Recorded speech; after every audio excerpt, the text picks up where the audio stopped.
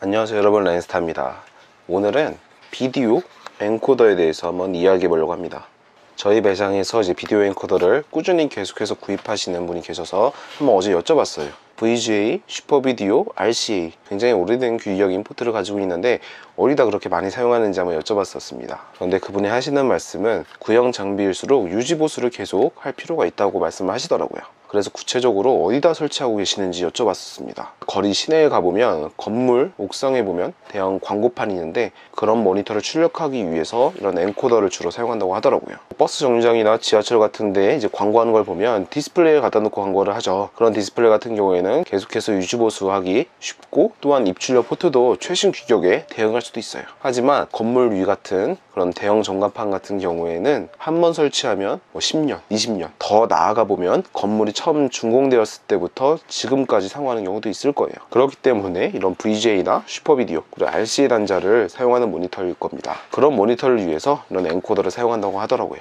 그럼 한번 오늘은 이 엔코더를 한번 자세히 한번 살펴보고 또 어떻게 연결해서 설치하는지 간단히 한번 보여드리겠습니다. 먼저 엔코더를 자세히 한번 살펴볼 필요가 있죠. 엔코더는 하나의 VGA 포트 입력을 통해서 RCA, S비디오, VGA로 출력을 할 수가 있습니다. 하나의 입력 신호를 받아서 3개의 신호를 출력할 수가 있는 거죠.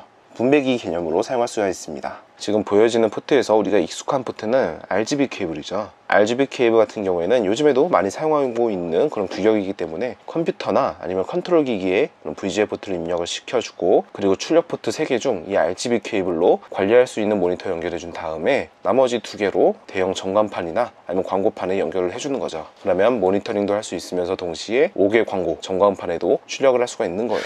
전광판 같은 경우에는 지속적으로 1년 내내 틀어놓기 때문에 전력이 필수입니다. 5V 전원이 들어가기 때문에 전력이 부족할 리는 없을 거예요. 그리고 전면에는 각종 입력 버튼들이 있죠. 이 입력 버튼들로 모니터 화면을 컨트롤할 수가 있어요. 한번 보여드릴게요. 먼저 연결하기 전에 예시를 한번 들어볼게요. 지금 보이는 이 모니터는 건물 위 광고판이라고 생각할게요. 뒤쪽에는 이렇게 RCA 케이블로 연결할 수 있는 단자도 있기 때문에 이 모니터를 광고판이라고 해볼게요. 그럼 이 5개 광고판 모니터를 띄우기 위해서는 메인 컴퓨터를 이용할 거고, 그리고 이 메인 컴퓨터는 지금 보이는 이 모니터로 컨트롤 할 거예요. 자, 정리하자면 컨트롤 할 수 있는 모니터와 컴퓨터는 관제 센터에 있는 거고, 그리고 RCA 케이블로 출력할 모니터는 옥상 또는 건물 외벽에 있다고 생각을 할 거예요. 두 공간이 동떨어져 있다고 생각하면 돼요. 연결해 보겠습니다. 가장 먼저는 5V 전원을 연결해 줄 거예요. 컴퓨터에서 나온 RGB 케이블은 엔코더의 입력 버튼에 연결해 줍니다. 그리고 모니터링이 가능한 이 모니터에도 RGB 케이블을 연결해주고, 그리고 반대쪽 RGB 케이블은 엔코더의 출력 RGB 포트에 연결해주면 됩니다. 지금 이렇게 엔코더에 연결한 순간 모니터링용 모니터에는 출력이 되고 있죠. 그러면 관제센터에서는 이 모니터를 통해서 컨트롤할 수가 있는 거고, RCA 케이블을 이용해서 전광판 역할하고 있는 저 모니터에 한번 띄워볼게요. 지금 이 모니터에 연결되어 있는 이 RCA 케이블 반대쪽을 엔코더의 RCA 케이블 단자에 연결해 줄게요. 만약에 RCA 단자가 아니면 S비디오에 연결해도 됩니다. 지금 단자에 연결한 순간 전광판 모니터에도 띄워져 있죠. 자세히 보면 왼쪽이 약간 잘려져 나갔어요. 그럴 때에는 엔코더의 콘솔 버튼을 이용해서 조절해 주면 돼요. 왼쪽 화살표에 있는 버튼을 눌러주면 화면이 조정되고 있습니다. 왼쪽으로 정렬이 되었죠. 위 아래도도 조정할 수가 있고, 메뉴 버튼을 이용해서 컨트라스트와 밝기 조절도 가능합니다. 그리고 화면에 수평과 수직 조절도 할 수 있죠. 이런 식으로 늘릴 수도 있고 줄일 수도 있습니다. 엔코더에 쉽게 설정할 수 있는 콘솔 버튼이 있기 때문에 처음에 설치할 때 굉장히 편리하게 설치할 수 있겠죠. 가까이서 자세히 보면 텍스트가 많이 뭉개져 있죠. 연식이 있는 규격의 그런 포트이기 때문에 아무래도 가까이서 보면 화면이 깨지게 됩니다.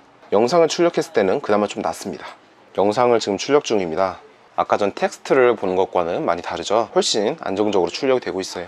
동시에 모니터링용 모니터에도 잘 나오고 있죠. 여기서 한 가지 조심해야 될 게 있는데, 우리나라 TV 출력 방식은 NTSC 방식이에요. 메뉴에서 출력 방식을 선택할 수 있는데, 만약에 흑백 화면으로 나온다고 하면 반드시 NTSC 방식으로 선택을 해줘야 됩니다.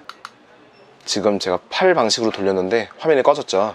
우리나라는 8 방식이 아니라 NTSC 방식이기 때문에 반드시 NTSC로 출력을 해야 됩니다. 자, 오늘은 이렇게 비디오 엔코더를 하나 소개해드렸습니다. 비디오 엔코더라는 말답게 비디오만 출력을 할 수 있고, 오디오는 다른 장비를 이용해야지만 출력이 가능하고, 단지 엔코더는 비디오만 출력을 할 수가 있어요. 저는 엔코더가 이런 식으로 대형 전광판에 사용한다는 거는 생각도 솔직히 못했습니다. 그냥 단순히 이제 RGB를 통해서 RCA 모니터에 출력을 한다고만 생각을 했는데 굉장히 활용도가 높은 제품이었네요. 자, 그럼 다음 영상에서는 엔코더 말고도 디코더라는 제품도 있습니다. 디코더 제품도 굉장히 매력적인 제품이고 활용도가 굉장히 많은 제품이기 때문에 다음 영상에서 한번 소개해 드릴게요. 자, 그럼 오늘 영상도 봐주셔서 감사드리고 전 다음 영상으로 찾아뵙도록 하겠습니다. 감사합니다.